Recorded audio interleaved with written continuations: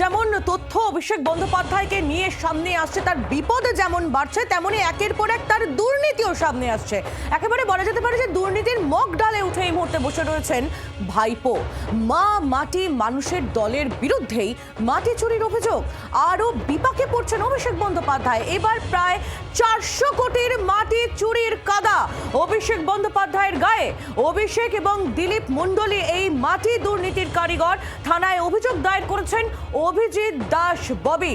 2014 সালে সারদা চিটফান্ড কেলেঙ্কারির তদন্তে সুপ্রিম কোর্টের নির্দেশে এনফোর্সমেন্ট ডিরেক্টরেট বিষ্ণুপুরের সারদা গার্ডেন্সের সম্পত্তিটি বাজেয়াপ্ত করেছিল। অভিযোগ উঠেছে যে সেই সরকারিভাবে সিল করা জমি থেকেই বছরের পর বছর লাগাতার মাটি কেটে বিক্রি করা হয়েছে নীলাঞ্জনা। এবং সেটা শুধুমাত্র আমরা বলছি না, এর প্রমাণ রয়েছে। 2017 থেকে 2026 পর্যন্ত ওই এলাকার ছবি যদি দেখা যায় তাহলে এটা স্পষ্ট হয়ে যাবে যে কিভাবে আস্তে আস্তে মাটি কেটে এলাকা ফাঁকা করে দিয়েছে অভিষেক বন্দ্যোপাধ্যায়।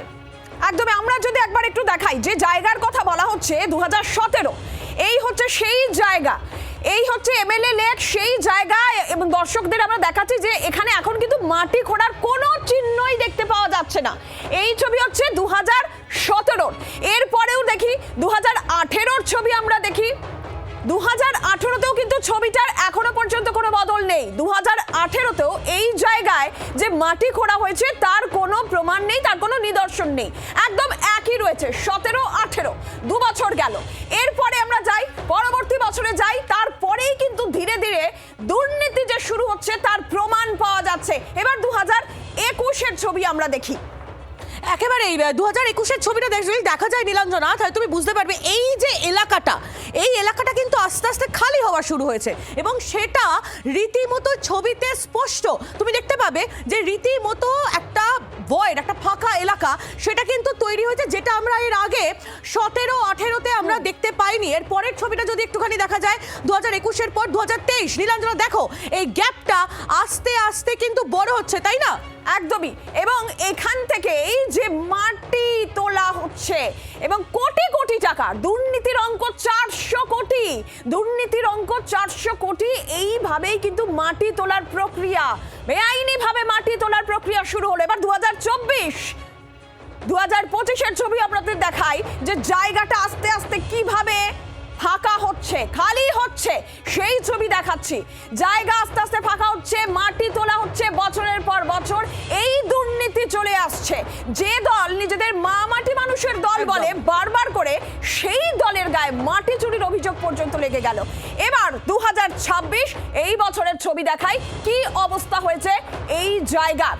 মাটি কেটে কেটে জায়গা পুরো ফাঁকা করে দেওয়া হয়েছে, কিছুই নেই নীলাঞ্জনা বলতে গেলে এই জায়গাটায়। 2017 আর 2026-এর ছবি যদি আপনারা দেখেন তাহলে পার্থক্যটা কতটা সেটা একেবারে আপনাদের চোখের সামনে স্পষ্ট। আর এই মুহূর্তে এই বিষয় নিয়েই ঠিক বিজেপি নেতা অভিজিৎ দাস ববি তিনি ঠিক কি অভিযোগ করেছেন একটু শোনাই আপনাদের। ডায়মন্ড হারবার লোকসভা জুড়ে বিপুল পরিমাণে মাটি কেটে বিক্রি করে দেওয়া হয়েছে। সে মেট্রো রেলের কারশেড যেখানে রয়েছে, সেই কারশেডের পেছনের জায়গা থেকে, এই হচ্ছে মেট্রো রেলের কারশেড, তার কারশেডের এসে সেখান থেকে পুরো জমিটা পুরো কেটে ওরা বিক্রি করে দিয়েছে প্রায় হচ্ছে 163 বিঘা। এরা শুধু নিজেদের আখের করেছে। অভিষেক ব্যানার্জি আমাদের এখানকার সয়েল নয়, ফলে এখানকার মানুষ মরে যাক, ভূমিকম্পে, বন্যায়, ওর কিচ্ছু আসে যেত না। আমরা গোটা বিষয় নিয়ে জানবো। সরাসরি অয়ন রয়েছেন প্রতিনিধি আমাদের সঙ্গে। অয়ন, যে দল নিজেদের মা মাটি মানুষের দল বলে, এবার মাটি চুরির সেই অভিযোগও, সেই কাদাও তাদের গায়ে লেগে গেল।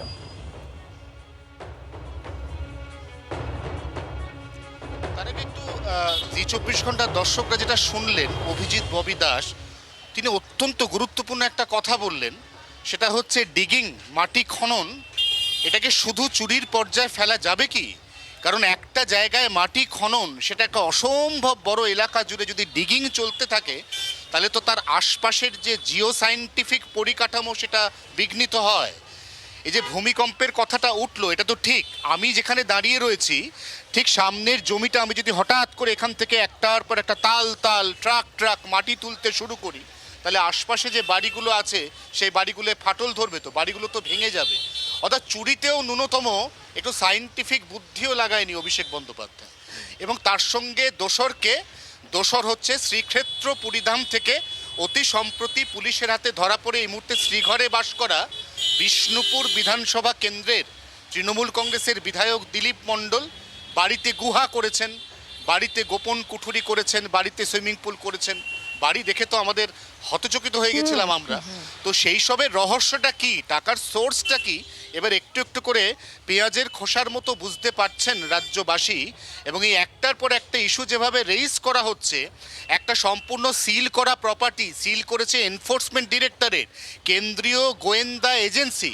এই সিল করা প্রপার্টি, তার পেছনে একটা বাউন্ডারি ওয়াল, সেটাকে ভেঙে আস্তে আস্তে সেই ভাঙাটাকে বড় করে সেখান দিয়ে ডাম্পার যাতায়াতের জায়গা করে সেখানে মাটি এই রেঞ্জে কাটা হয়েছে যে আশপাশের যেগুলো বৈধ কনস্ট্রাকশন লিগাল সেগুলো পর্যন্ত এই মুহূর্তে বিপজ্জনক পর্যায়ে চলে গেছে।